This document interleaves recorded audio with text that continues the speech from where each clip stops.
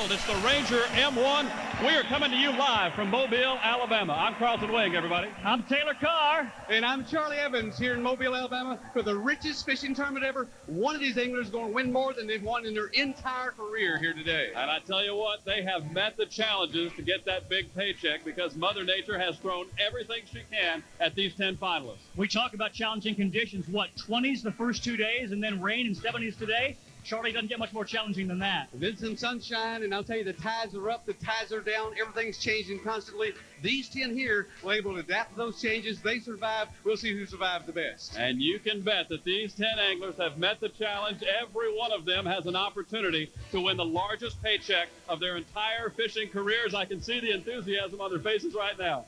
All right, friends, the excitement is building. As you know, this is a record paycheck, but of course the key is to get past days 1 and 2, because it's on those days you got to reach the top 20 to make it this far. Here's a look back at days 1 and 2 on the Mobile Tensaw Delta.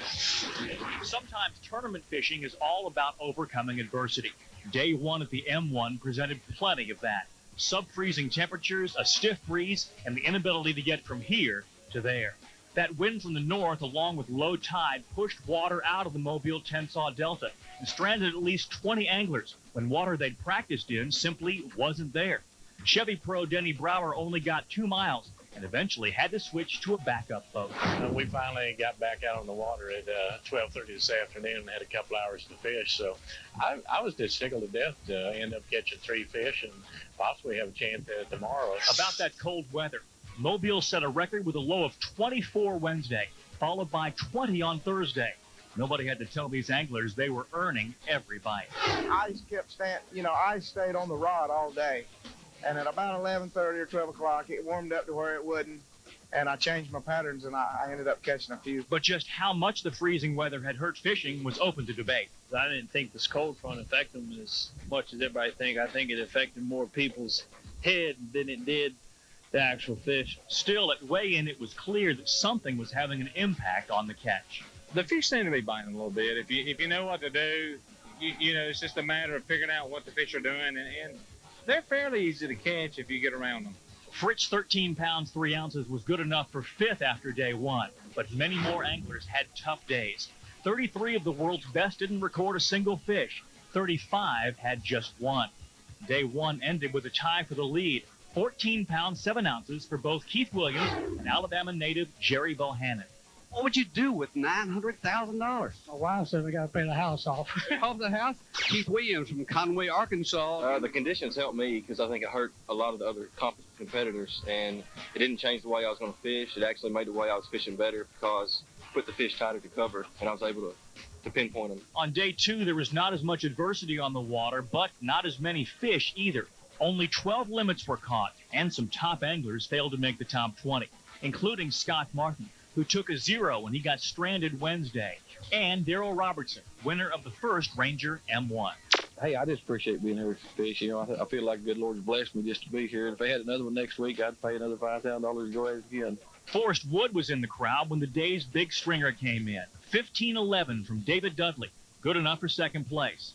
And leading the way was Ricky Shumpert, who weighed in 14.7 to jump from 24th to first. Had an excellent day.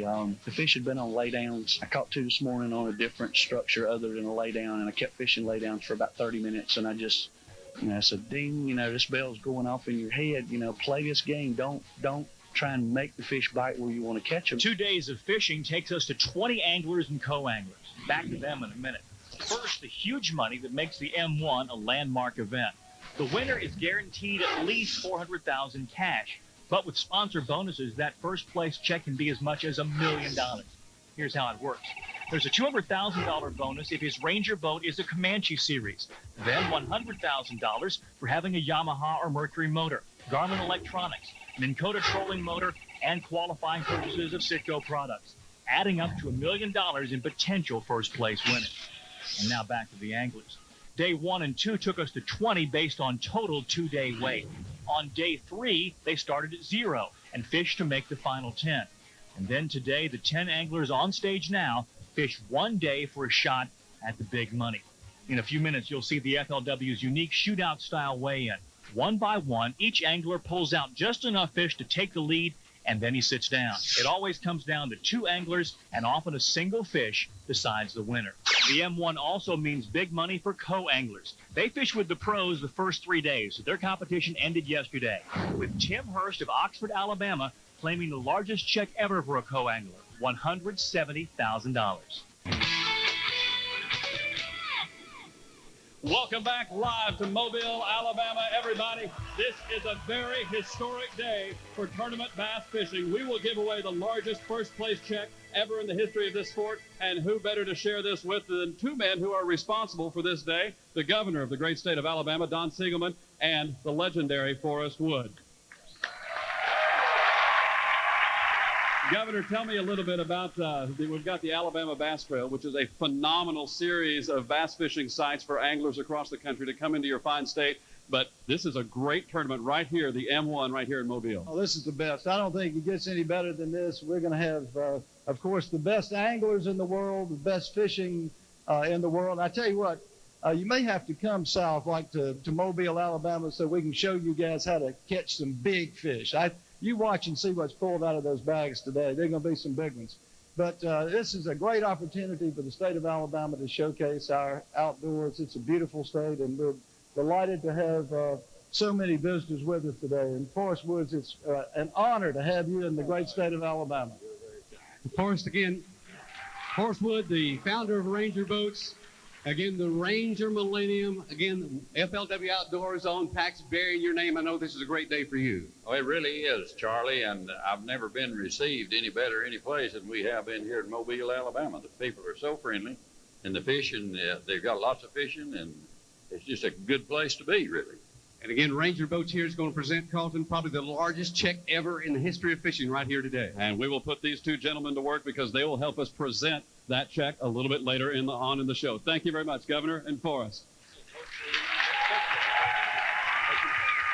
All right, we started off with a full field of anglers. We made that cut down to 20 in the semifinals. Yesterday, we cut from 20 to 10, and they made what we call the Poland cut. Here are your 10 anglers. Our first angler hails from Texas, honestly. He's one of the more popular anglers on the tour and earns his respect on the water. He's an FLW champion with a victory last March at Lake Martin. From Emory, Texas, Takahiro Amori.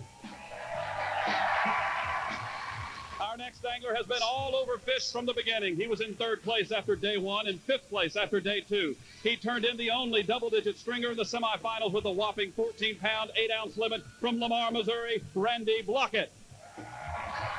Our next angler knows big-time tournament fishing and the pressure that comes with it. He won the 2000 FLW Tour Championship and a $250,000 payday. He turned in 2 5-fish limits to qualify for the semis and 3 solid keepers to make the finals. From Stover, Missouri, Dion Hipton. He finished 5th in the last Ranger M1 and turned in the largest stringer of the tournament when on day 2, he jumped to 2nd overall with a 15-pound, 11-ounce stringer. He turned in the 2nd best weight in the semifinals from Manteo, North Carolina, David Dudley. Our next angler is a former FLW Angler of the Year. A solid day 2 total of 8 pounds placed him in the semifinals in which he caught 3 fish and stayed alive in his quest for a possible $800,000. From Sevierville, Tennessee, David Walker. He barely qualified for the semifinals, but proved his ability on Friday with the 3rd best total weight with 4 fish, 8 pounds, 10 ounces. He's riding a hot streak, having finished 4th at the FLW event on Lake Wheeler 2 weeks ago from Marion, Arkansas, Mark Rose. Our next angler used a strong day 1 total to earn a slot in the semifinals and remained within range of the big money with a solid semifinal catch of 4 fish. He started today tied for 1st with everyone else. From Williamsburg, Ohio, Dale Teedy. Our next angler caught 4 fish each of the first 3 days of this tournament. His largest payday in professional fishing was $50,000 in the Everstart Series. Today, he's fishing for $900,000 from La Crosse, Wisconsin, Tom Mansour. Our next angler is a local pro who has steadily moved up the rankings all week long. He's the only angler to turn in 5 fish limits all 3 days of this historic Ranger M1 tournament. From Satsuma, Alabama, Jason Kilpatrick. Our final finalist caught just 2 fish on day 1, but they were good fish and kept him within striking distance for a berth in the semifinals. His largest payday to date is $8,000 in the BFL All-American. He's fishing for $700,000 today from Toledo, Illinois, Michael Black. Ladies and gentlemen, here they are, your 10 finalists in the Ranger M1. It took a lot of skill, courage, enthusiasm, and talent to get to where they are. Now let's take a look at that semifinal round. The semifinalists left the launch site Friday morning wondering which punch Mother Nature would pack for them in this round. I've been in a lake way up north, and growing up on the Mississippi River, I kind of know how to fish rivers and adjust for the tide and the fluctuating water and all that. Rising tide altered some of the favorite fishing sites, which slowed down some of the hottest hands in the tournament. South Carolina's Ricky Shumpert only caught 3 and missed making the finals by 2 ounces. Here he is.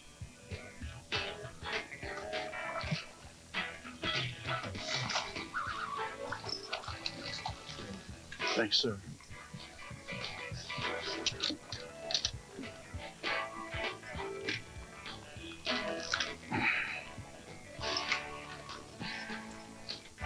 We're working. Long way to go. 3 fish was just enough for former FLW Angler of the Year David Walker. His 5-pound, 10-ounce day was highlighted by this catch. There he is.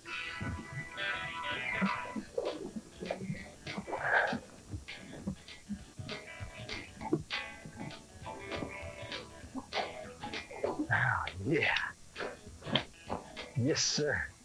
Oh, man, that fish actually hit that bait a couple times before he finally ate it. I felt something hit it, and I wasn't sure if it was wood. And then the line was slack. Man, we got a fish. Headlining a strong list of finalists is Missouri's Randy Blockett.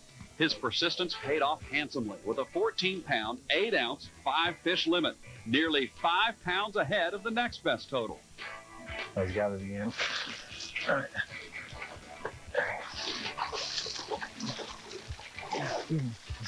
Jeez, what a second chance, man. Whew. Yeah. Man, he hit that thing, I set the hook, and it was solid. And I knew that I probably didn't get a hook in him because he hit it when you hit it like that. All right.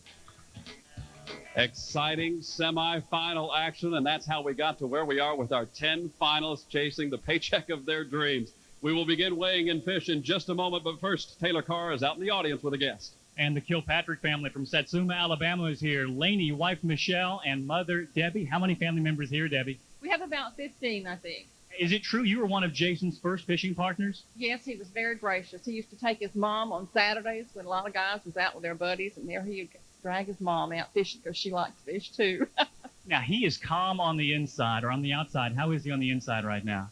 I think he's pretty well calm on the inside. He's held it together pretty good this week, I think. Cheer him on Very good. proud of him. Debbie, thank you very much. Debbie Kilpatrick. Now, as you know, Coach Dennis Green, part of our FLW broadcast team, he fished as a co-angler in this tournament, and truthfully, Coach Green struggled a bit the first day. As we go to break, here's Coach Green on stage with Charlie Evans. All right, Coach, here's the deal. Now, I know in football, you've gone into halftime before shut out. Oh, absolutely. But the game is not over. The most difficult points are the first ones to get, just like the fish. So, first out tomorrow in the first half hour, I expect to get me a fish. Welcome back to Mobile, Alabama, everybody. We are live coast to coast with the exciting Ranger M1 tournament. And for those of you in our studio audience and also those of you in your homes today, if this is your first taste of professional bass fishing, you picked a wonderful day to begin because this is truly a historic tournament. We'll give away more money than has ever been given away at any professional bass tournament in the history of this sport. It's exciting. It is very exciting. Again, I know we have 10 excited anglers here. They're ready to find out who's going to win the record-setting purse. Let's find out. All right, we've met the anglers. Now let's meet their fish. All right, our first angler, Takahiro Amori. Now, this is a unique style. This is what we call our shootout style weigh-in. Takahiro will bring up one fish, and that will set the mark. Every angler after Takahiro will have to become then the king of the hill. Here we go. Here's the first fish of the Ranger Millennium Tournament. We'll put Takahiro in the lead. One fish here that weighs 1 pound, 12 ounces, 112. All right, that is our mark to beat. 1 pound, 12 ounces. Randy Blockett is our next angler, and he will have to bring up at least that much weight to be able to take the lead and stay alive.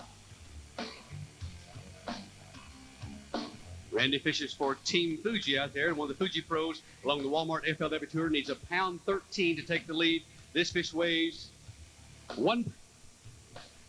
really alive in that Ranger live well. 1 pound, 14 ounces, a new leader. Good enough. All righty, 2 anglers. We have 2 leaders. Next up, Dion Hibden. Dion will need to beat the mark of 1 pound, 14 ounces. Got to hold on, Dion. Let's get the lid up. Got to go to 1 pound and 14 ounces. Let's check the weight of this fish.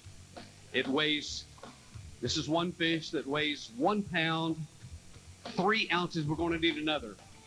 That's all I got. That's it? More to be had. Only 1 fish today for Dion Hibden. I've been kind of shoestringing it all week to even get into this thing, so it finally crept up on me today.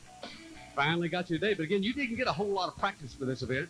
No, I practiced 2 days, and that's no excuse. I had a good tournament. I had a couple of fish on today that, would have made a big difference. But it's just been, like I say, it's been a tough week, hard, scratching, biting, kicking, clawing to catch a fish, and like I say, today it finally caught up on me.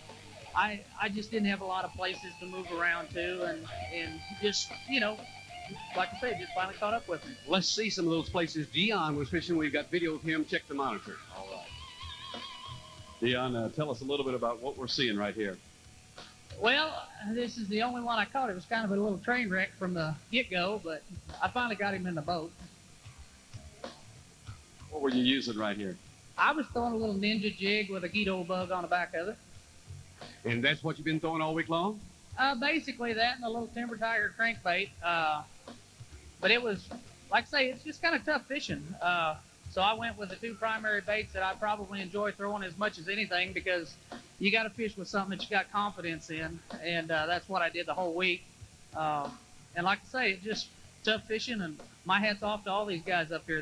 They've had a good week, and I like to congratulate all of them. I mean, they did a good job. Well, you're to be congratulated too. Not only you come from a fishing family. Your father, Guido Hibden, and you both world champions. And again, you proved that here. Well, the cool thing about this thing, with the vision of Ranger Boats and some of the other sponsors for the M1 tournament, this will change some angler's life forever today. And I've been fortunate enough to experience that at a time or two. And one of these guys, like I say, it's going to change his life forever. Before we let you go, you had a very special day in your family yesterday. Yeah, my wife and kids travel everywhere I go, all over the country, and like I say, I have no idea how they do it, but they travel around, support me, and if they didn't, I probably wouldn't do this. I enjoy fishing an awful lot, but I love my wife and kids even more. And you had some birthdays yesterday. Yep, my twins turned 7 years old. Fantastic. Congratulations, a great champion. Dion Hibden, everybody. What's up, Dion? What an angler, Dion Hibden. Coming from an angler family, a super angler, he represents the sport very well. Exceptionally well, and we've already weighed 1 out. We've gone in 3. Next up, David Dudley will bring up his fish, and the mark to beat now, 1 pound, 14 ounces. We'll need at least that much from David Dudley. 1 pound, 14 ounces to take the lead. Randy Blockett's in the lead right now. And this fish, let's see if it'll do it. He needs 114. 114 to take the lead. This fish weighs 1 pound. He's making it difficult. He is making it difficult. Was that tough to catch out in the water? Yes. It was. This fish weighs 1 pound, 14 ounces, just exactly what he needs. All right.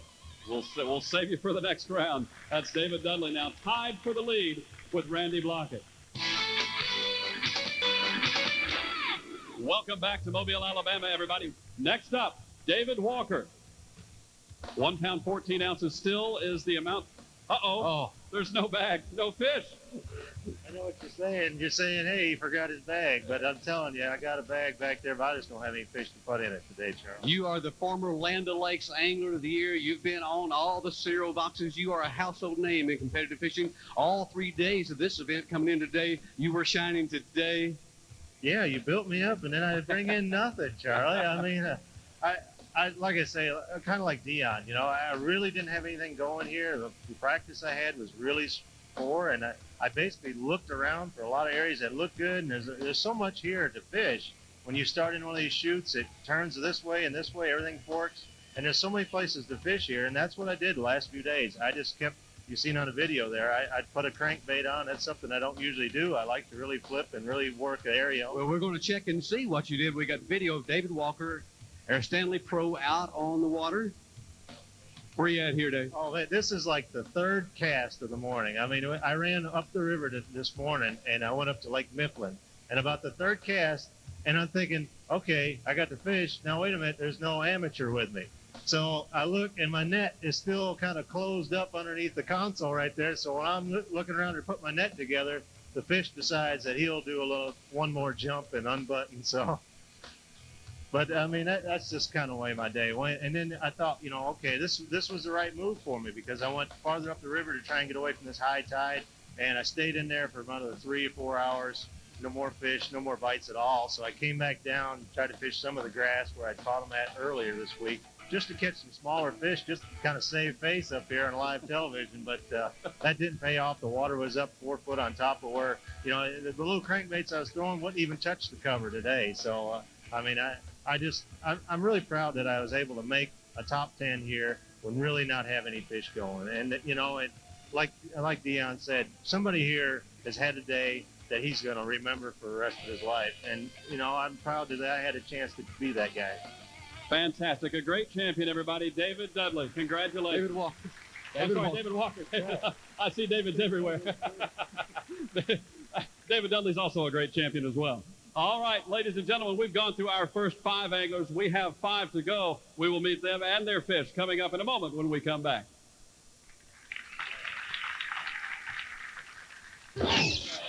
Well, I'm throwing some baits that I normally don't throw. Let me put it like that. I did catch a fish on that, but I'll let you know a little later.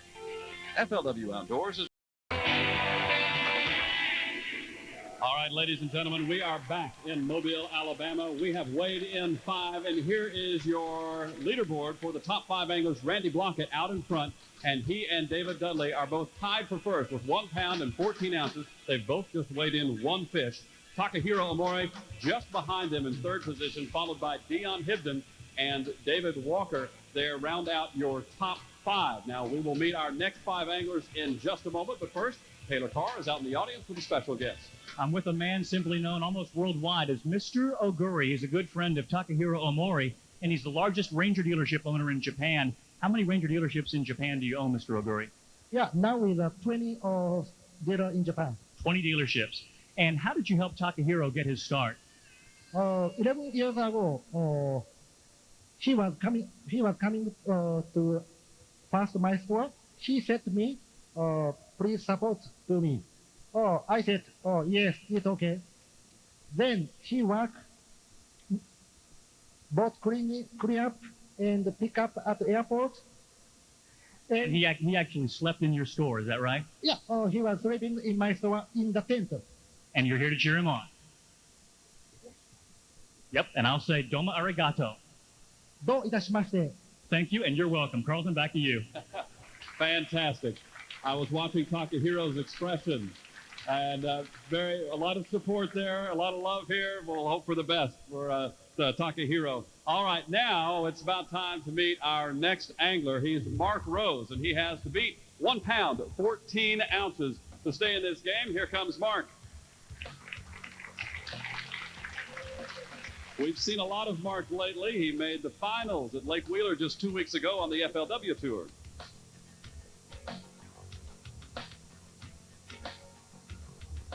There's his first keeper. He needs to get to 1 pound, 15 ounces. That's not quite. That's 1 pound, reaching for his second fish, and that should do it. 2 keepers here, both alive. The weight here, 2 pounds, 5 ounces, 2.5. All right. A new leader on the top of the hill is Mark Rose. Next up, Dale Teeney. Dale will need to beat the mark of 2 pounds, 5 ounces, and it does not look like he's going to do so. Oh, my. Dale has come up without fish. Dale Teeney, no fish today, but you had 3 great days to make it to the finals. Yeah, I had a great time here, and I don't know what the problem was today. I was doing everything right. The fish just didn't know it. Fish didn't know what you were doing. The changing tides, was that something you had to adapt to every single day?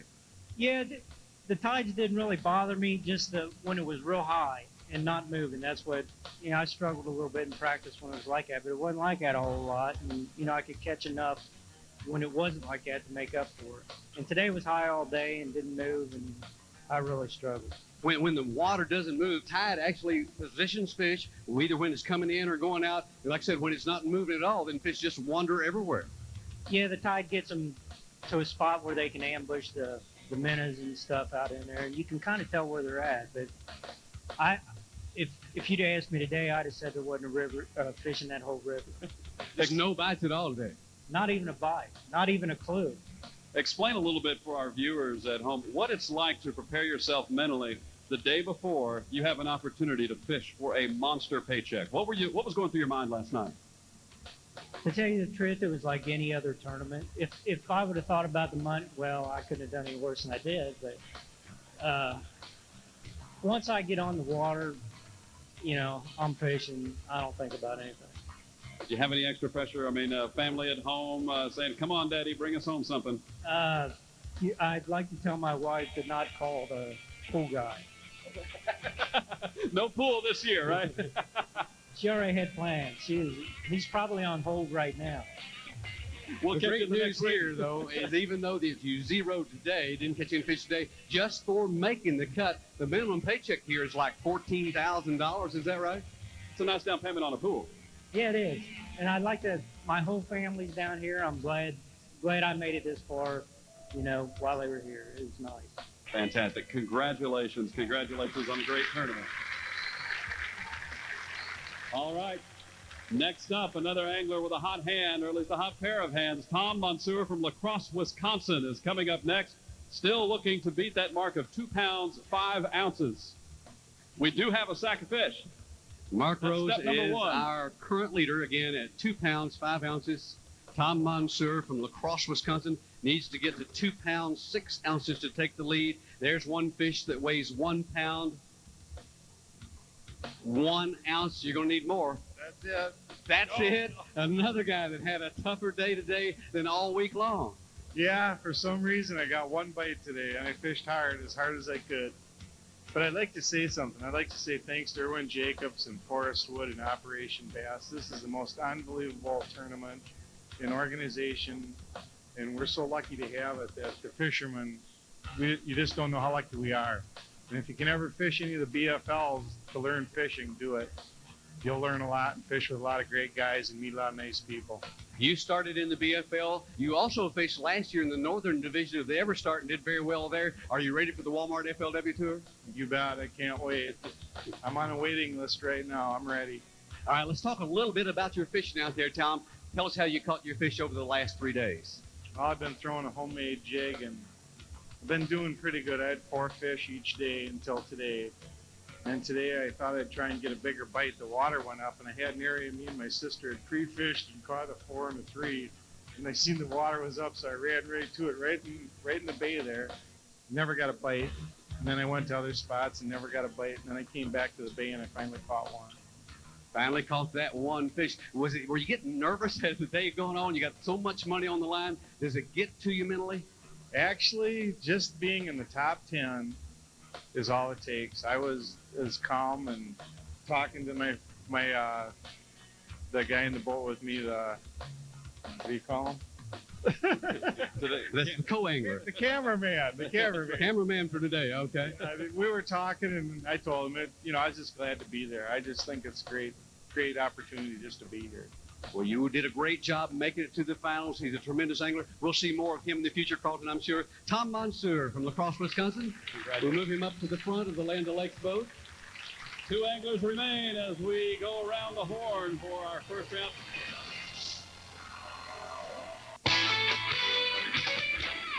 Welcome back to Mobile, Alabama, everybody. Jason Kilpatrick from Satsuma, Alabama, up next. I got to tell you, Jason, from the reaction of the crowd here, you are the hometown favorite. Yeah, well, I would guess so, being so close. I guess it makes you feel good hearing that tremendous round of applause. It's been great. I kind of wondered how people would respond to it as we led up to the event, and the whole town, all the people I know, and all the people I don't even know, they've just been fantastic to me all week. All right, I think we'll hear another round of applause. If you can take the lead, you need 2 pounds, 6 ounces, 2-6 to take the lead in this event. There's fish number 1. I don't think that's going to do it. We'll have a look there. No, we're at 1 pound, 12 ounces. We'll need at least 1 more. And we've got to get to 2 pounds, 6 ounces, 2-6. We'll put him in the lead.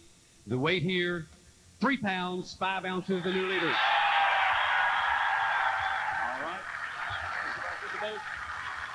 All right, 1 man left as we tour around. Michael Black is coming up with a big smile and not much else. Oh, no. All right. Michael Black, I got to tell you, you've been smiling since you got here, though. You're having a ball. I've already won. Just to be here. Just to be here. And I'll tell you, the way you attack every single day makes all of us winners, too. Tell us about your last 3 days on the water. The last 3 days was tough for me. I had a 6 and 7 pound stringer. It was just consistent. And I knew if I was going to win this tournament, I had to do something different. So I changed my strategy, and I always say don't do that. But I decided to go up north where the bigger boys were to try and win this thing. And, you can think 1,000 excuses what you should do and what you could have done different. I missed my opening by 15 miles. So I actually went about 85 miles one way. And then I realized that, I could be out of gas. So I stopped the fish for about 10 minutes, and I looked at my clock and my watch, and I said, this water is about 3 or 4 foot higher up here, and it's a lot chocolatier up here, and I need to go back and do what I know. So I headed back. I got 1 hour of fishing in, basically, and it's my own fault. But I tell you what, I'm competing against 9 of the guys here are just super people. They're professionals, and I'm a vice president for a bank in Casey, Illinois, and I'm sitting there saying, I'm here. I really have made it, That is exciting to me. And I want to tell everybody back there hi, and all my friends back in Illinois, hello, and I'm proud to be here. And I'm not going to go back with my head down. I'm going to go back there just as proud as a peacock. You've got every right to be proud, Carl. That's right. A bad day fishing is still a great day. Congratulations on making the top 10. Michael Black, everybody. All right, well, we have gone around the horn once. We will begin our second round. We've weighed out 5. 5 anglers still remain. Don't go away. We'll be right back. Well, today my success came on two lures, jig and a spinnerbait.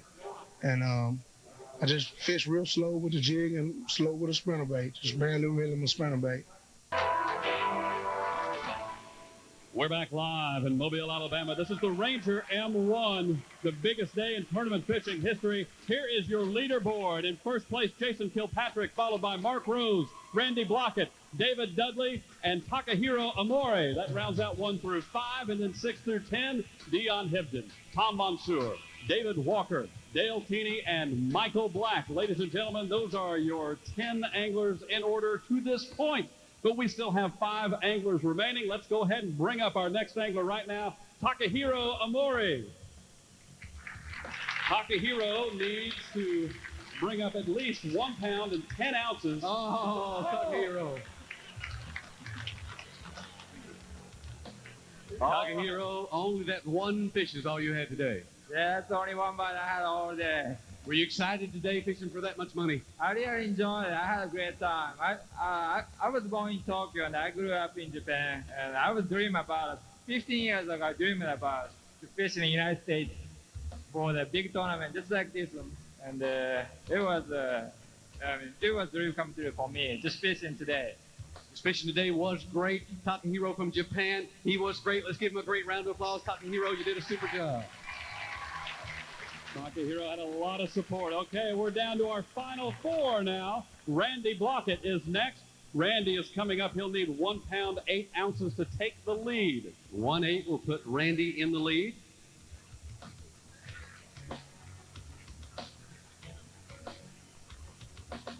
That might do it right there. That's a good solid keeper there. This fish weighs in at 2 pounds even. Wait a minute. Make sure we get this right. Want it here, 1 pound, 15 ounces. 115. That's still enough to take the lead. All right, Randy Blockett is your new leader. Next up, David Dudley. David Dudley has weighed in one fish. It was 1 pound, 14 ounces. He needs 1 pound, 15 ounces to tie for the lead. He's loaded up a fish into the bag. He's bringing it up. A member of our Final Four.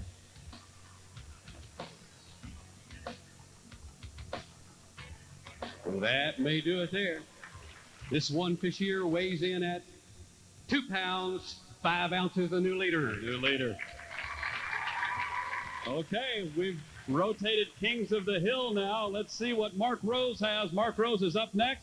Mark has weighed in 2 fish for a total of 2 pounds, 5 ounces. We need one. Oh, no. Another guy that ran out of fish before the end of the weigh-in, but still a great tournament for you, Mark. It's been wonderful, Charlie. I've been so excited today. I had a real good game plan. I had a wonderful area to fish. I went out thinking I was going to get 5 bites today and have a chance to win $700,000. So it's just been wonderful. I want to thank all my family and friends watching PAX television back home, and all my family who's here. That's my support team right there. My 93-year-old granddad is here. He took a break from fishing himself. My dad, my stepmom, and my wife, and my little red-headed daughter, Natalie, they're such an inspiration to me, and they do a great job for him. We got Mark Rose. Give him a good round of applause. He is out. Who is next? All right, one of the great guys in tournament fishing. Thank you, Mark. All right, Jason Kilpatrick is next. Jason has weighed in 3 pounds, 5 ounces. We need at least 15 ounces out of Jason to take the lead. Jason's digging around in that Ranger live well. Something's flashing. Here comes Jason. He needs 15 ounces. Pull him out, Jason. Let's see what you've got. Mark Rose first. Today, you just talked about we had $700,000 on the line for Mark Rose. Mark and I shared water all week, and today it would have been awfully easy to come on in there on top of me, struggling for bites like he did. And he showed what being a true professional bass fisherman was all about. He has done that. Let's see here what you've got in there. This might do it right here. That should do it.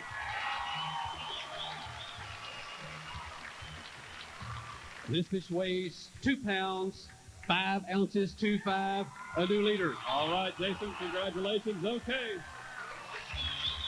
All right, folks, we have 3 anglers remaining in our quest for the big check. We'll find out who wins coming up. I feel pretty good about the way I'm fishing now. Things are going my way. I caught a couple fish today that probably should have got away. So everything's going my way so far. FLW. Welcome back, everybody. This is the Ranger M1, the biggest day in bass tournament fishing history. We are down to 3 finalists in the quest for the biggest check ever. Let's go straight to the weigh-in action. Randy Blockett is next.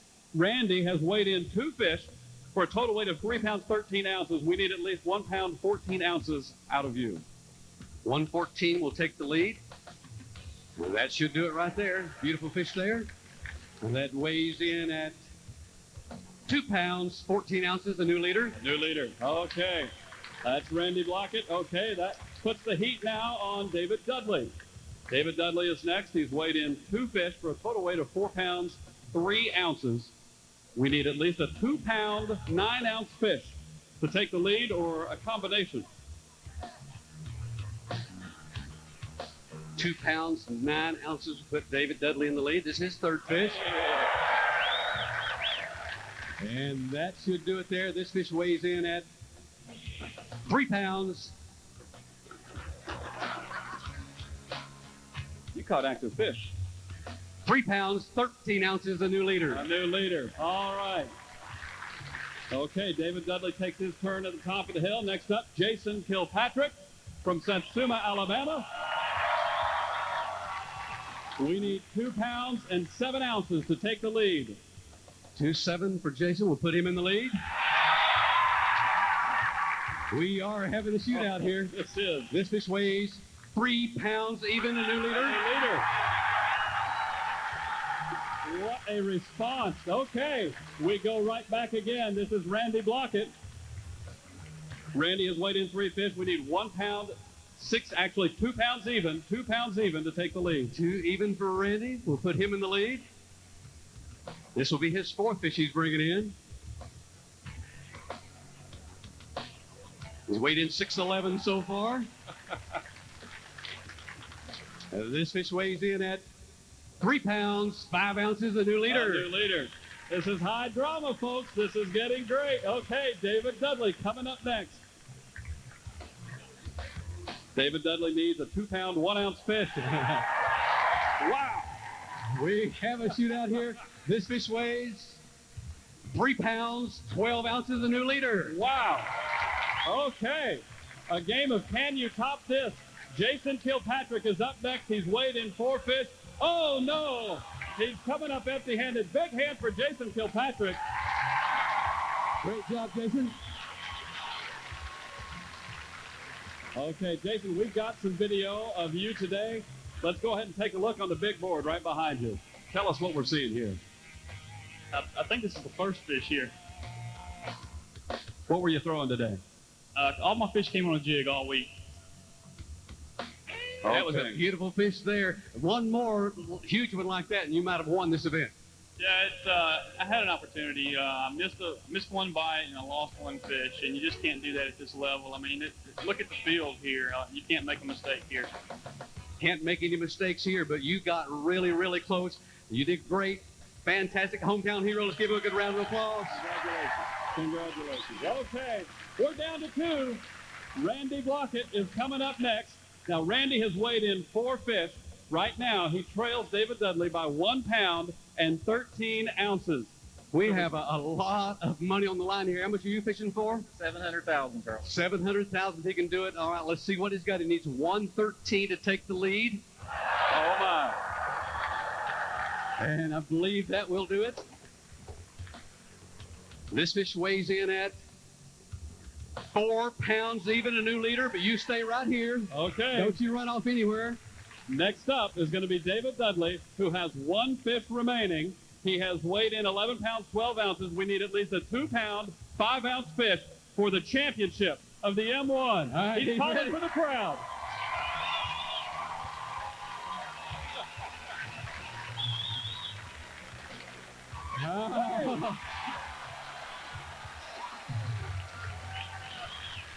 I think we've got it. Let's stick it in there and let's. How much is this fish worth? $700,000. $700,000. If it goes 2 pounds, 5 ounces, I think that's a foregone conclusion. This fish weighs in at, to get it official,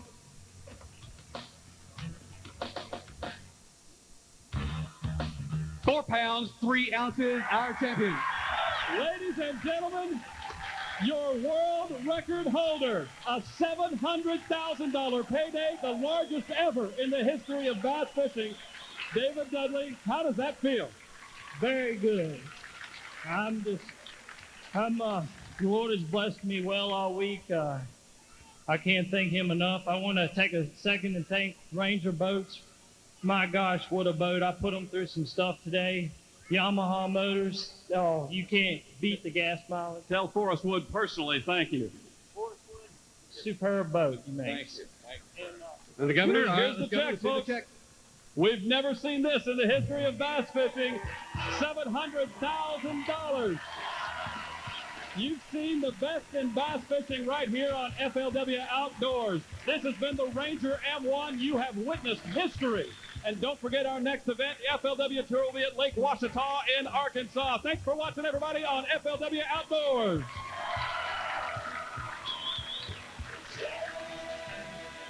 Just it out, reeling it in. Got me a bite, let the fun begin. Got fishing. Which takes the bait, gonna give it some slack. She's the trophy winner, and I'm bringing it back.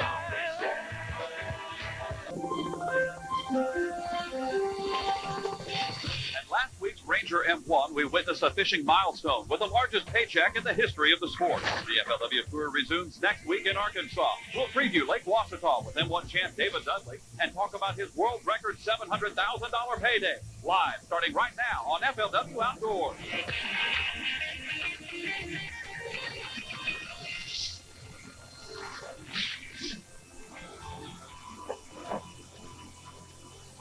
Oh my God. Holy cow. Oh.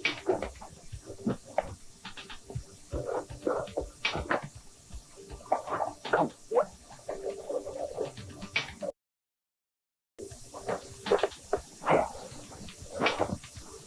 Oh.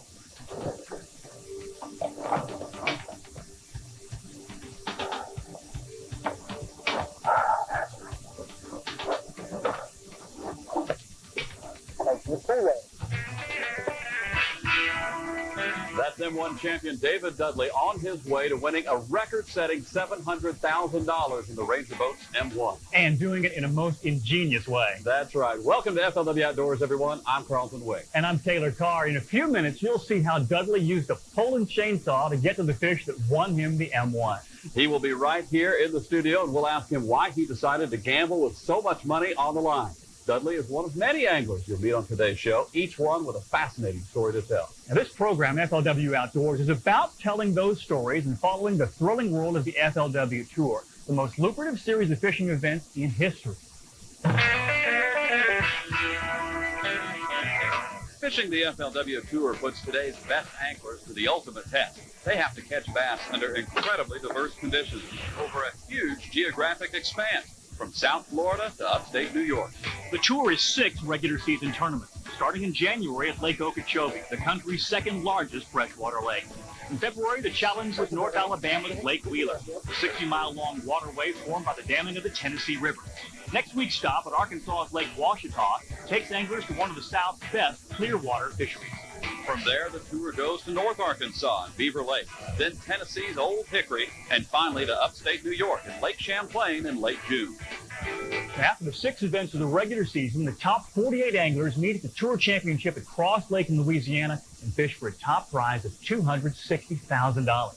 Now, the FLW family also includes the EverStart Series and several regional and local tournament circuits held all over the country. Every FLW event is actually 2 separate competitions, the professional anglers and the co-anglers, who fish from the same boat as the pros, but they compete only against the other co-anglers. So while the FLW Tour is the most competitive and lucrative series in fishing, it's not just for the big-name pros. You'll see there is something for everyone, the FLW Outdoors family. Now, today we'll talk a lot about last week's multi-million-dollar Ranger M1 tournament. The M1 doesn't count in the FLW season standing, but it's a great bonus for all the Ranger owners who fish professionally. And speaking of million-dollar winners, you, the viewer, can win $1 million every time these anglers fish an FLW event. It's called the Conseco Fishing Challenge, and winning can be as easy as picking your 6 favorite pros. All right, stay right here for the most exciting and unique fishing show you'll ever see. Yeah, it's always nice to be here in the top 20, you know, and have the opportunity to win this type of money. It's exciting, and we're going to ride on it for a little while anyway. Welcome back to the show that's all about the wonderful world of fishing, FLW Outdoors. I'm Taylor Carr. And I'm Carlton Wick. There was much ado about something last week at the historic Ranger M1. One angler had a chance to set the new world record for the largest payday in the history of professional fishing. Now, earning that paycheck would not be easy. Mother Nature threw in her degrees of difficulty with a strong cold front, which dropped the water temperature and the water level. Here's a look at the first 2 days of the M1 and the anglers hoping to make the final cut. Sometimes tournament fishing is all about overcoming adversity. Day 1 of the M1 presented plenty of that. Sub-freezing temperatures, a stiff breeze, and the inability to get from here to there. That wind from the north, along with low tide, pushed water out of the Mobile Tensaw Delta and stranded at least 20 anglers when water they practiced in simply wasn't there. Chevy pro Denny Brower only got 2 miles and eventually had to switch to a backup boat. We finally got back out on the water at 12:30 this afternoon and had a couple hours to fish. So I was just tickled to death to end up catching 3 fish and possibly have a chance tomorrow. About that cold weather, Mobile set a record with a low of 24 Wednesday, followed by 20 on Thursday. Nobody had to tell these anglers they were earning every bite. Ice stayed on the rod all day. And at about 11:30 or 12 o'clock, it warmed up to where it wouldn't. And I changed my patterns, and I ended up catching a few. But just how much the freezing weather had hurt fishing was open to debate. I didn't think this cold front affected them as much as everybody think. I think it affected more people's heads than it did the actual fish. Still, at weigh-in, it was clear that something was having an impact on the catch. The fish seem to be biting a little bit. If you know what to do, you know, it's just a matter of figuring out what the fish are doing, and they're fairly easy to catch if you get around them. Fritz's 13 pounds 3 ounces was good enough for 5th after day 1, but many more anglers had tough days. 33 of the world's best didn't record a single fish. 35 had just 1. Day 1 ended with a tie for the lead. 14 pounds 7 ounces for both Keith Williams and Alabama native Jerry Bohannon. What would you do with $900,000? My wife said I got to pay the house off. Off the house? Keith Williams from Conway, Arkansas. The conditions helped me because I think it hurt a lot of the other competitors, and it didn't change the way I was going to fish. It actually made the way I was fishing better because it put the fish tighter to cover, and I was able to pinpoint them. On day 2, there was not as much adversity on the water, but not as many fish either.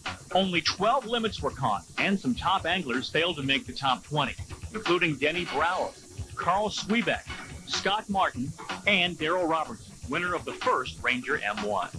Hey, I just appreciate being here to fish. You know, I feel like the good Lord blessed me just to be here. If they had another one next week, I'd pay another $5,000 to go ahead again. Forrest Wood was in the crowd when the day's big stringer came in. 15-11 from David Dudley, good enough for 2nd place. And leading the way was Ricky Shumpert, who weighed in 14.7 to jump from 24th to 1st. Had an excellent day. The fish had been on laydowns. I caught 2 this morning on a different structure other than a laydown, and I kept fishing laydowns for about 30 minutes, and I just, I said, ding, this bell's going off in your head. Play this game. Don't try and make the fish bite where you want to catch them. Yeah, but just like an FLW Tour event, the semifinalists all start at 0 for the Friday round. And that means everyone is tied for first or tied for last, depending on your point of view. It's a real glass is half full or half empty type thing, or in this case, the live well is half full or empty. Regardless, the anglers finding the fish had to continue to do so in order to make the final 10 and fish for the big money. Here's a look at how that semifinal field of 20 turned into the final 10. The semifinalists left the launch site Friday morning wondering which punch Mother Nature would pack for them in this round. I've been in a lake way up north, and growing up on the Mississippi River, you kind of know how to fish rivers and adjust for the tide and fluctuating water and all that. Rising tide altered some of the favorite fishing sites, which slowed down some of the hottest hands in the tournament. South Carolina's Ricky Shumpert only caught 3 and missed making the finals by 2 ounces. Here he is.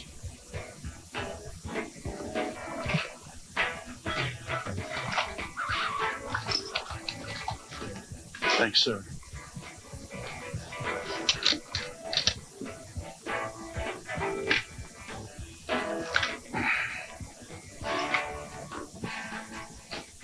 We're working. Long way to go. 3 fish was just enough for former FLW Angler of the Year David Walker. His 5-pound, 10-ounce day was highlighted by this catch. There he is.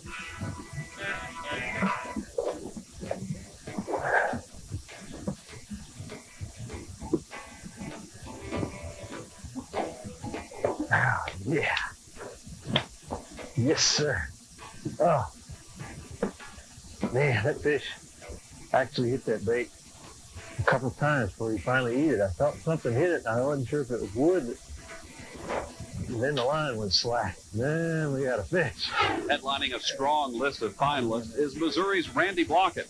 His persistence paid off handsomely with a 14-pound, 8-ounce, 5-fish limit, nearly 5 pounds ahead of the next best total. I got it again. All right.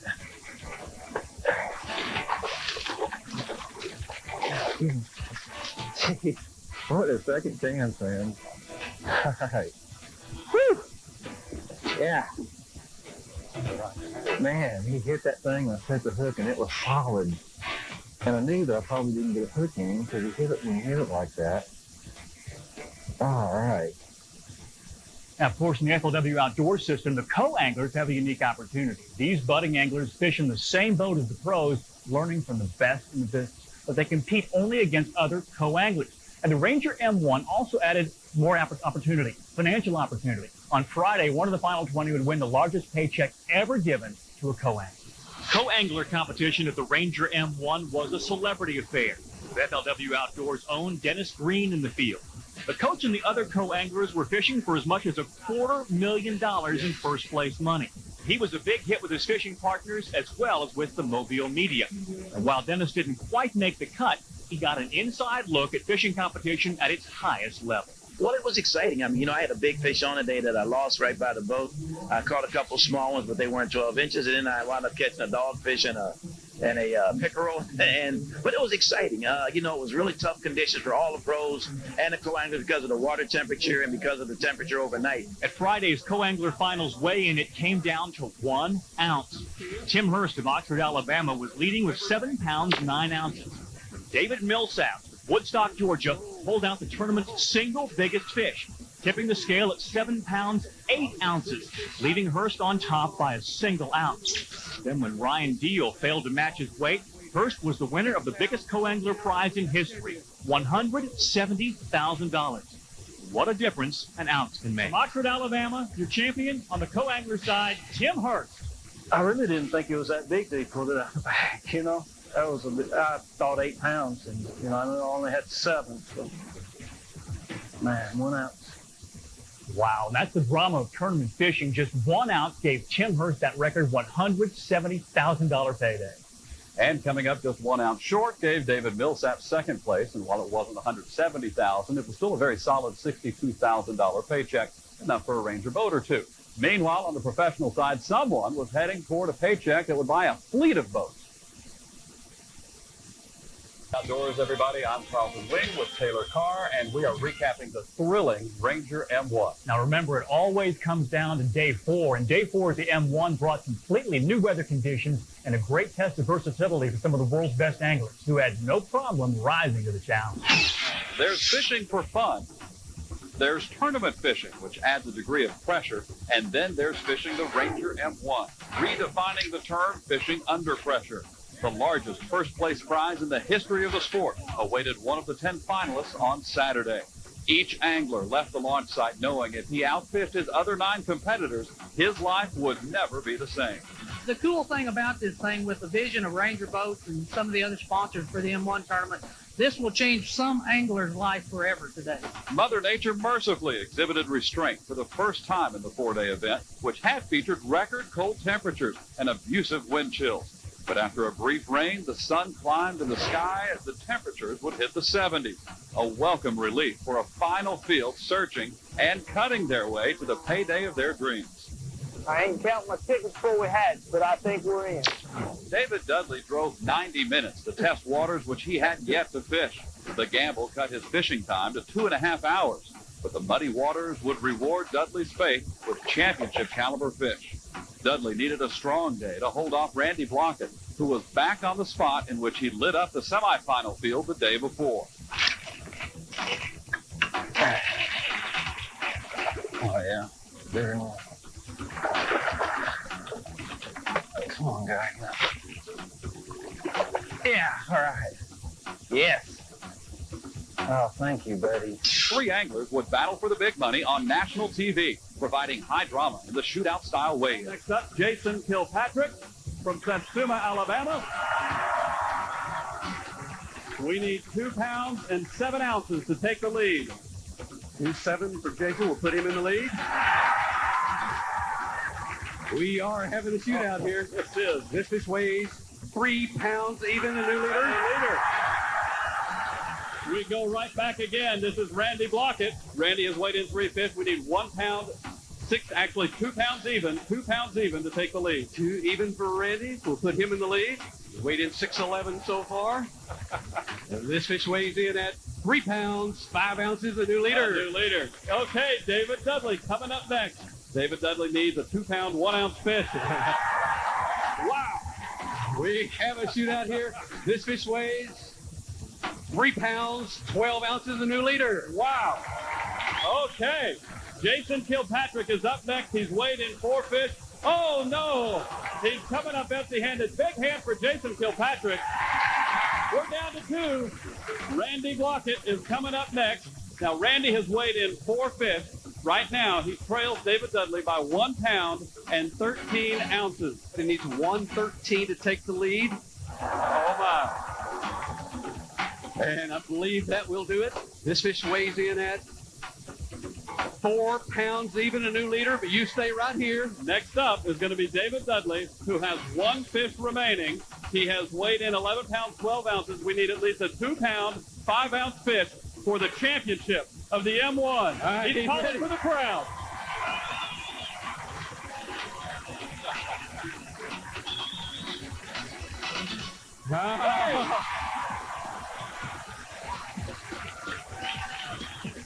I think we've got it. Let's stick it in there. And let's... How much is this fish worth? $700,000. $700,000. If it goes 2 pounds, 5 ounces, I think that's a foregone conclusion. This fish weighs in at, to get it official, 4 pounds, 3 ounces, our champion. Ladies and gentlemen, your world record holder, a $700,000 payday, the largest ever in the history of bass fishing. David Dudley, how does that feel? Very good.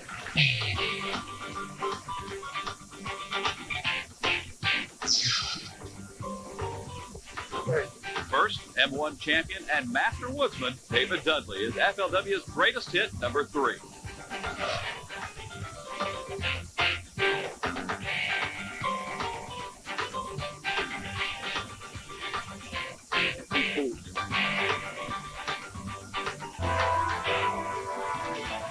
Here's a look at the M1 through the numbers of the Stanley stats. The cold waters flipped the appetites of the fish. Just 39 limits were caught during the 4 days of the M1. All 39 came from the pro side of the field. And while no co-anglers caught a limit, just 5 co's were able to reach even a 4-fish stringer. Thursday morning's low temperature of 20 degrees was a new record for Mobile and a strong test of will for the anglers. Of course, the big numbers of the weekend were the ones found on David Dudley's check. $700,000 eclipses the previous record first place prize of $600,000 won by Darrell Robertson in the last M1 in 1999. Made possible in part by one Holland chainsaw. The story of David Dudley's determined drive to a new fishing hole is coming up in a moment. But first, a word about the sponsor. I want to take a second and thank Ranger Boats. My gosh, what a boat. I put them through some stuff today. And now the final standings after 4 days of intense fishing. On top of the Chevy leaderboard, the big winner, David Dudley, followed by Randy Blockett, who knocked down $110,000 for second. Then Jason Kilpatrick, Mark Rose, and Takahiro Omori. Second 5 was Dion Hibden, Tom Mansour, Dale Teeney, David Walker, and Michael Black. Now let's meet the man at the top of that list, $100,000 winner David Dudley, and he's here in the studio with our own Carlton Wing. That's right. I got the $700,000 man. Has the enormity of that paycheck sunk in yet? Yeah, I think it has. You have big plans for the money? Yeah, biggest plans is buy land for a church. Wow. Well, that's a great endeavor. Wow, that's great. Yeah. Well, now tell me a little bit, what's the hometown response been? You've had, obviously, in the newspapers and neighbors and things like that. How has that been going back home? Words can't even describe how the people have supported me and given me the support. My family, my mom, my dad, everybody's been super. What was it when your parents, when your family members were watching on the show? When did they know that you got a chance to win $700,000?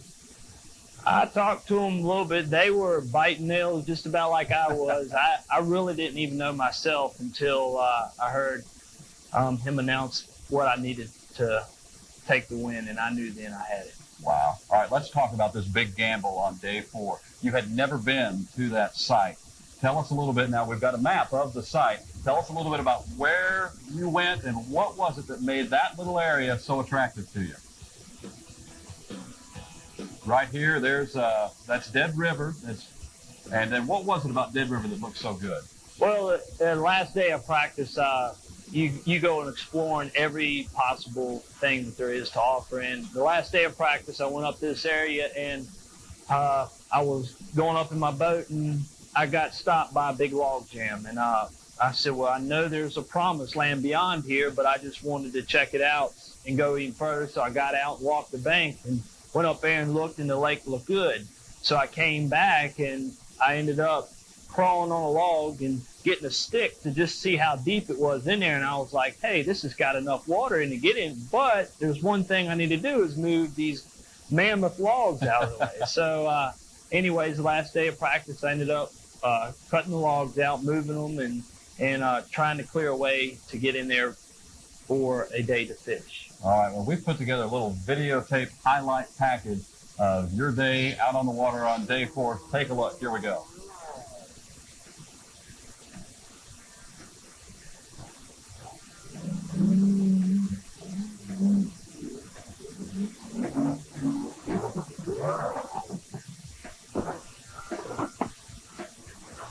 That bandit.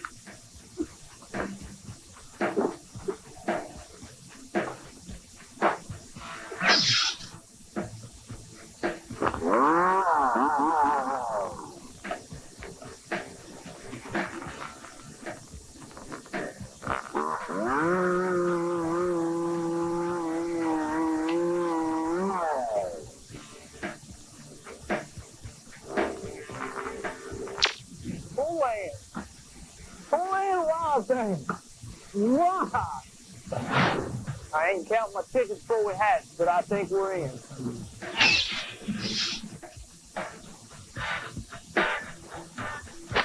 There you go. Yes.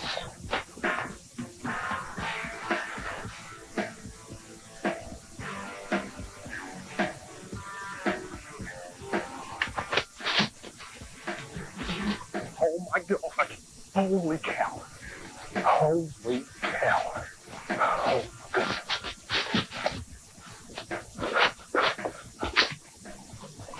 Come on, boy. Yes. Oh.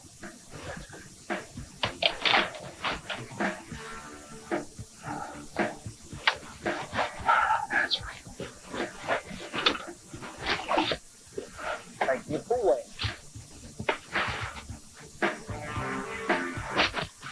That's a good one. That's a good one.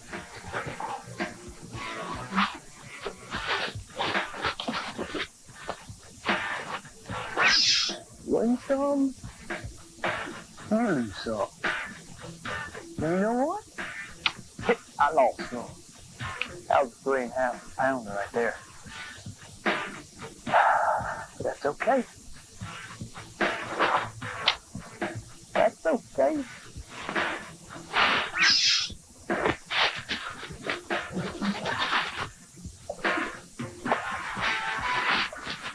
That's okay. You win, you lose, have some, you lose some. Go.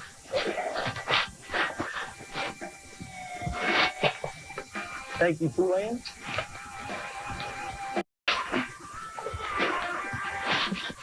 That one's good. That was not good.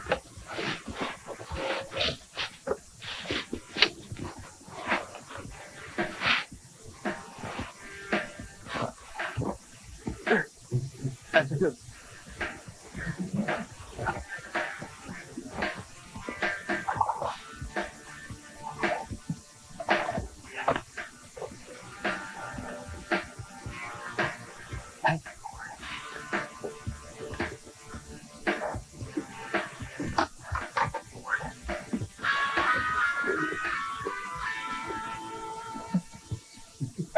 All right, David, you've just now proven that an essential element in any serious angler's tackle box has to be a pulling chainsaw, right? That's right. That's right. For this particular tournament, without a doubt, I wouldn't have won $700,000 without it. And you also bought that at a Walmart. At a Walmart that week, right? Yeah, that week. Though actually, the night before I went to battle with 2 Poulan chainsaws. Previous in practice, I hung a blade up, me not knowing how to cut a log.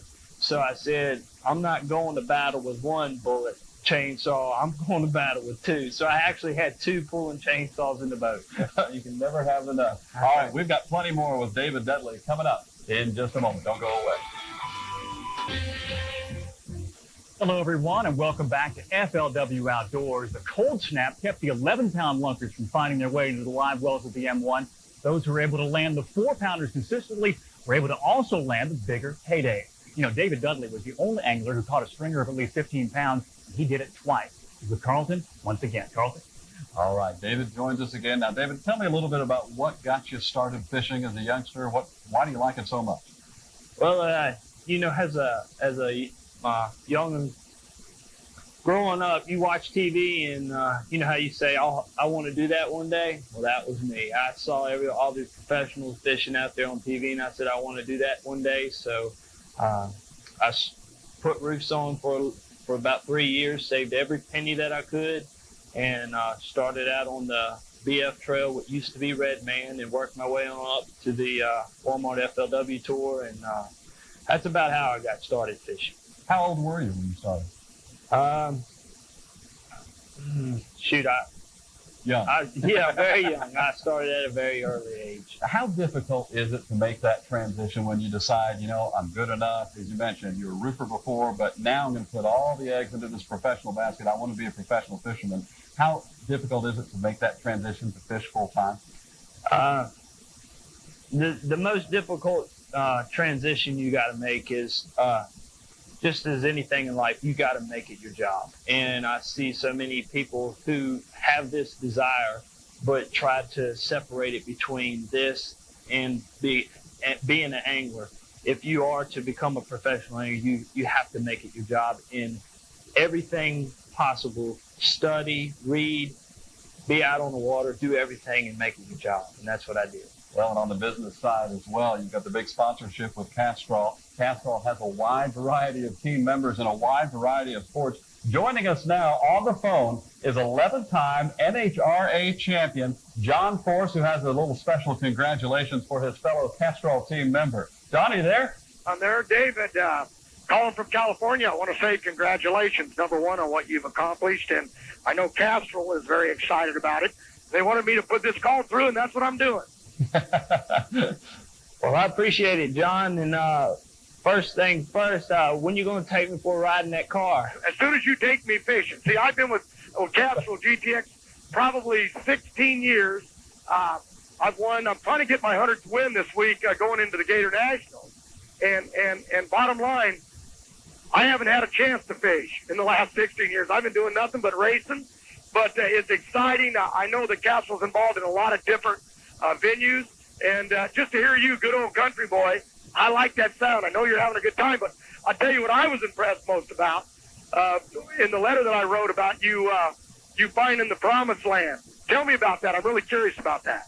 Well, I walked through a little creek area looking to go to a different area, and I found the promised land. I was like Moses being led. And anyways, I ended up clearing the creek out to get to the promised land, and it ended up paying off. Sounds like something Elvis would say. Elvis would say, I'm looking for the promised land. That paycheck that they put up to win that tournament, that's pretty serious kind of money. They're talking about $700,000 there in one weekend. You're going to build a church or something? Yes, I'm gonna do that in the future. That's great. John Force, thank you very much for spending some time and joining us. Best of luck in getting your 100th win. Well, I'm excited. I want to keep up on this young gentleman there. Keep doing the work, David. Castrol's a real good company, and we're all proud from our side. I was telling my guys about it today. They're all, "You're going fishing?" I said, "No, I'm not. I'm only talking to the man that went fishing." All right. Thanks a lot, everybody. That's John Force of the NHRA circuit. Congratulations once again. Now, also, our viewers have an opportunity to write in some of their questions and ask some pros. David's agreed to answer this question. This comes from Tom Ridley from Valdosta, Georgia, who writes, when you've located fish in shallow water and a cold front passes through, will the fish move out of that area or will they just shut down? Well, Tom, first off, I want to tell you that to be, as anglers, you got to have a stronger mindset than the cold front itself. So many times I see anglers get defeated first before the fish are really affected by the cold front. So be strong-minded, Tom. And second of all, the fish, after a few days, the cold front will affect them. Their metabolism will slow down, and they will get a little sluggish. But, Tom, they do not leave the area. Just stick with that area, fish slower, and you should produce well. Fantastic. Well, our next question comes from Joey Outlaw from Camden, South Carolina, who writes, How do the pros locate and catch fish in early spring when the water temperature is between 45 and 50 degrees and the fish are down deep? What lures and structure are most effective during this time of year? Joey, that's a great question for this time of year, and here's Ranger Pro Rob Kilby with the answer. Joey, what I like to do, while the fish are deep, a lot of them are suspended. So what I like to do is to use a jerk bait like a rogue and set off out in deep water and make long casts towards the shoreline. You want to fish real close to creek channels so the deep water goes all the way up to the bank, and the fish will suspend out over that deep water. They may only be in 10, 12 foot of water, but they're suspended, and they'll come up and they'll grab that jerk bait, and it's real easy, and you can catch a lot of big females doing that. All right, thanks a lot, Rob. Don't go away. We've got plenty more coming up on FLW Outdoors. Up next, a preview of the next stop on the FLW Tour, Arkansas's Clearwater Gem, Lake Ouachita. Plus, David Walker talks about the differences between fishing natural lakes and man-made lakes. Now let's take a look at stop number 3 on the Walmart FLW Tour, which is Arkansas's Lake Ouachita, which offers a new set of fishing challenges compared to Lake Okeechobee and Lake Wheeler. Now, Okeechobee is a huge natural freshwater lake. Wheeler is a combination of rivers and lakes as part of the Tennessee River system. Both have been tour stops before. This is the FLW's first trip to Ouachita. The anglers say they're looking forward to it. Arkansas's Lake Ouachita promises to be one of the most picturesque stops on the FLW Tour. And for many FLW anglers, it'll be both beautiful and new. Well, Lake Ouachita is an excellent lake. It's a lake that a lot of us don't have much experience with. I've already got my map of Ouachita. I've already got about 15 or 20 spots marked on my map that look good. Lake Ouachita, I have never been there. It's got an Indian name. It can't be all bad. To the Caddo Indian tribe, Ouachita meant good hunting ground. Formed almost 50 years ago with the impoundment of the Ouachita River, it's now 45,000 acres, some of the best clear water fishing in the country. It's absolutely beautiful. It's got grass and deep points and ledges, and you've got a river if you want to river fish. You've got laydowns and creek channels and 101 islands. I'm hoping some of my competition gets lost. It's got the Florida strain of fish in it, so there's a lot of 10-pound plus fish that do get caught out of there. The time of year we're going to be there in March, I don't know of a better time to catch a big stringer than then, or an opportunity to catch a big fish. Over the years, it has been one of the most excellent lakes for that time of the year. Some on the tour will see Ouachita for the first time, but it's familiar territory for locals like George Cochran and Rob Kilby, two of the 21 Arkansas anglers in the field. Kilby says the variety of fishing in Arkansas always makes them a threat. In Arkansas, there's a segment of everywhere in the country in Arkansas. If you can learn how to fish in Arkansas, you can fish anywhere in the country. But we're only an hour from a lot of different types of fishing. You have to adapt to be able to fish shallow as well as fishing in these real deep, clear impoundments.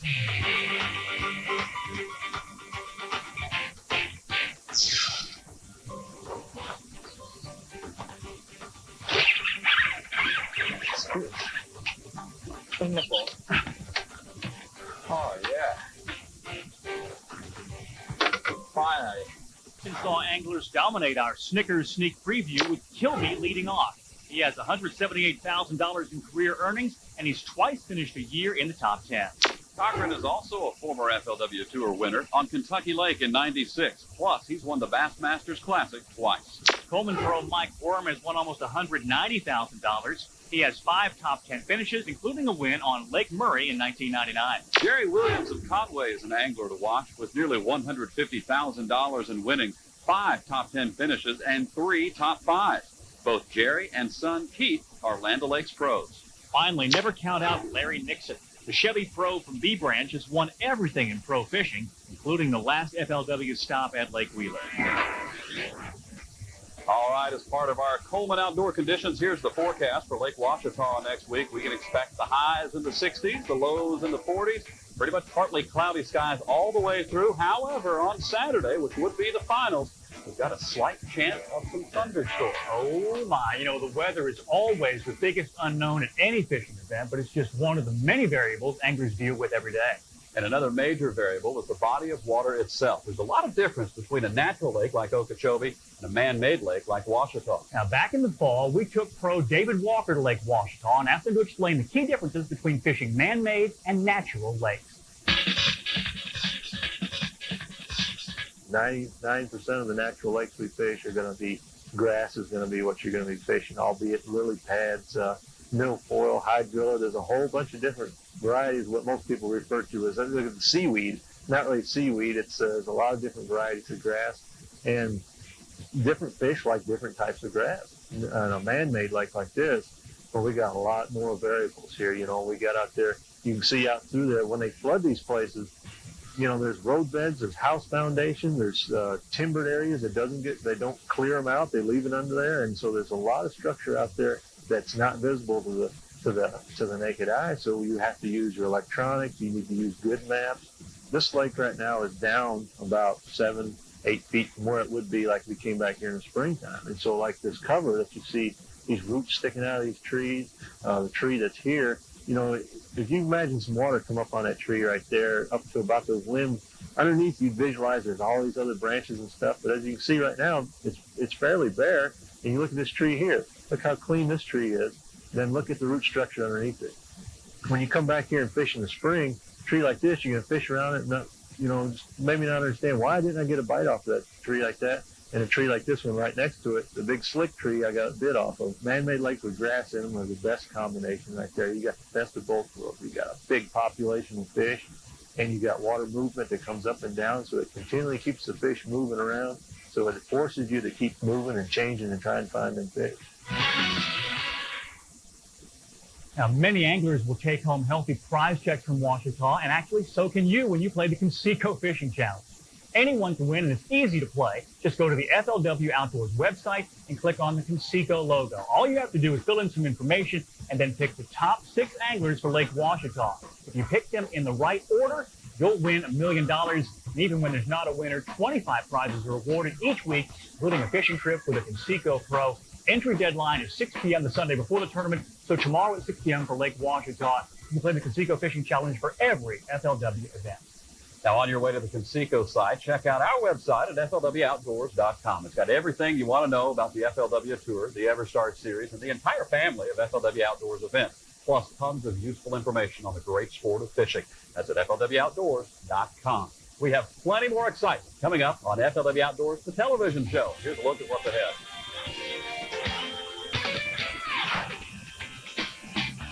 An important part of the care and maintenance of your boat package is a check of the steering system. Make sure everything's still installed and nothing's come loose over time or use of your package. Motor bolts. It's good to take a torque wrench, check the torque, make sure everything's still tight from original installation. It's important that you check the security of your prop. Make sure that the lug nut is secured and torqued down to specifications, that the cotter key is installed correctly, so your prop will be secure in each and every outing. As we head to the home stretch of this edition of FLW Outdoors, we want you to experience the excitement of how top anglers go about winning big on the water.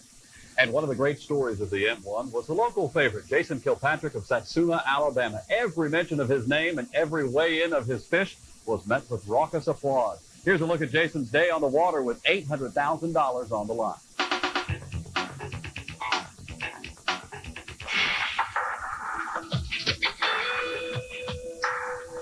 This whole tournament was kind of a neat deal for me. A lot of these guys have been top 10, top 5, fishing out of FLW sponsored boats before. And well, like every young guy, that's, you know, I dream to do this for a living and have done a lot of things working toward that. Good fish. Yes, Lord. Thank the Lord. He's not big as we want, but he's a good starter. Most of the field spent their entire practice looking for the warmest water available, and this is actually the coldest water. It's 48 degrees in here, and the fish are aggressive. I have been. And the reason is these fish stay cold all year, so the cold front had less of an effect on them. The other is that the river has been up for about 2 months, and so it's been inaccessible, unfishable.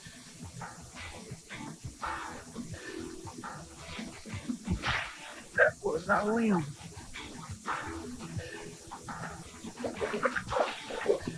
Yes, thank you, Lord. Yes. He's not big, but he's worth some money.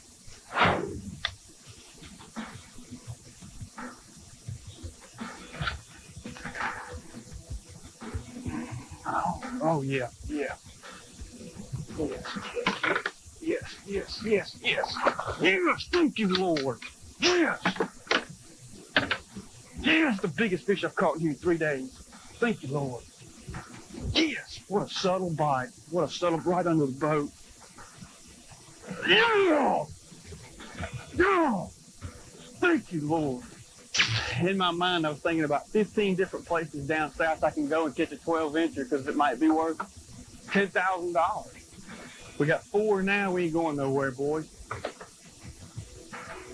So most weeks, I spend my time as a safety manager at a chemical plant nearby. Lord knows if you win it, you can fish for fun if you want. It's time now to take one more look at the FLW's greatest hits. We'll show you a brief look at each of our 4 entries. You can make your decision and log on to FLWOutdoors.com and cast your vote.